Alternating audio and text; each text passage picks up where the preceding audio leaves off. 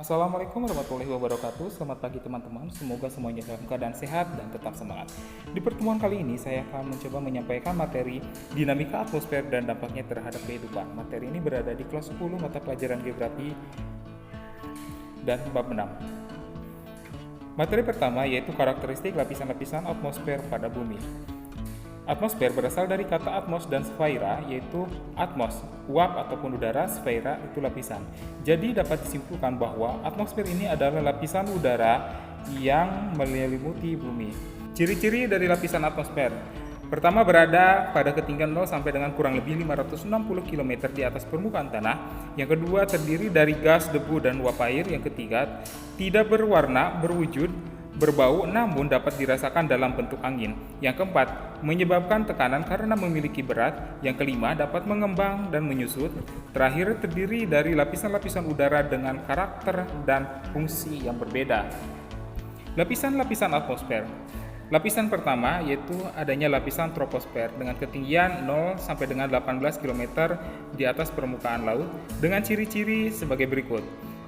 Lapisan paling dekat dengan permukaan bumi, kemudian tempat kejadian fenomena iklim seperti angin, hujan, petir, dan pelangi. Yang selanjutnya, ketebalan lapisan di ekuator sekitar 18 km di atas permukaan laut dan sekitar kutub hanya 8 km di atas permukaan laut. Yang keempat, 80% massa atmosfer berada di lapisan ini. Yang kelima, terjadi gradien termometrik atau penurunan suhu 0 sampai 6 derajat Celcius setiap kenaikan 100 meter. Yang selanjutnya, suhu teratas troposfer yaitu minus 60 derajat Celcius, sedangkan pada permukaan laut daerah tropis sekitar 27 derajat Celcius. Dan terakhir, terdapat lapisan tropopause, di mana lapisan ini lapisan antara troposfer dengan stratosfer. Yang kedua, lapisan stratosfer dengan ketinggian kurang lebih 18 sampai 60 km di atas permukaan laut dengan ciri-ciri sebagai berikut.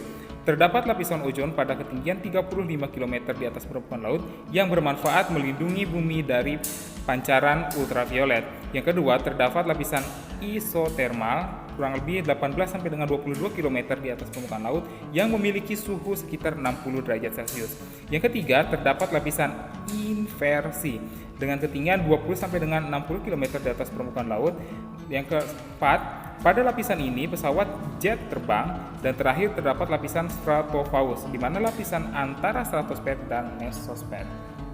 Yang ketiga, mesosfer dengan ketinggian kurang lebih 60 sampai dengan 80 km di atas permukaan laut dengan ciri-ciri sebagai berikut.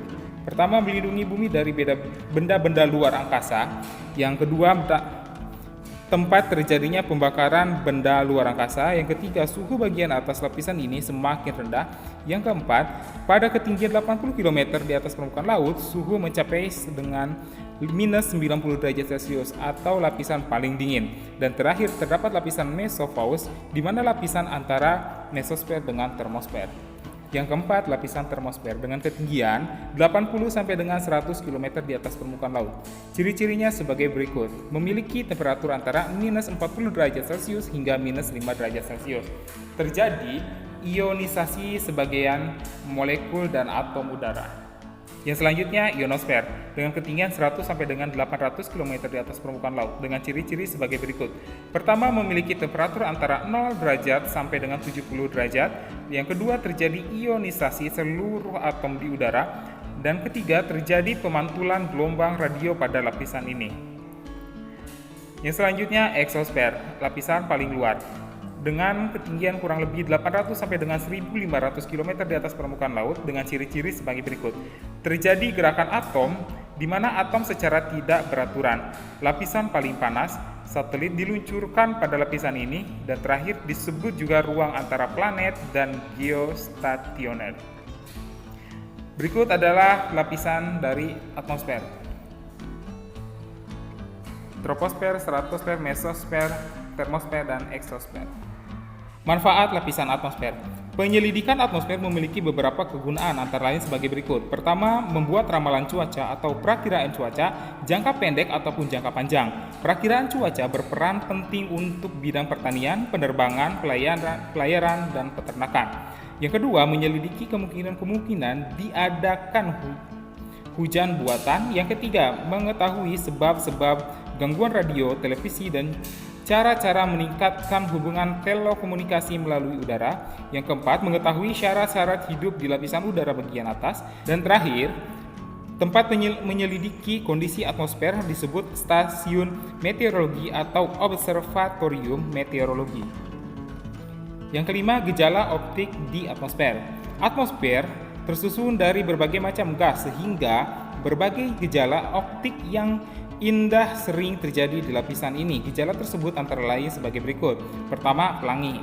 Pelangi adalah gejala optik yang terjadi akibat proses pembiasan sinar matahari oleh titik-titik air hujan sehingga terurai menjadi bekas warna atau spektrum warna. Warna-warna terdiri atas merah, jingga, kuning, hijau, nila, biru, dan ungu. Yang kedua, halo, di mana lingkaran sinar putih yang mengelilingi bulan atau matahari. Fenomena ini terdiri akibat proses pembiasan sinar matahari atau bulan oleh kristal-kristal es yang terkondensasi dalam jenis awan tertinggi.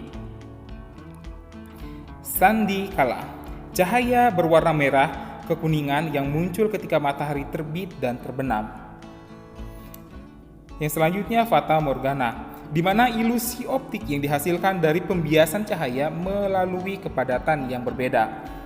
Aurora, pita cahaya warna-warni yang terdapat di langit kutub utara dan selatan. Fenomena ini terjadi karena interaksi antara gelombang elektromagnetik matahari dan medan magnet bumi.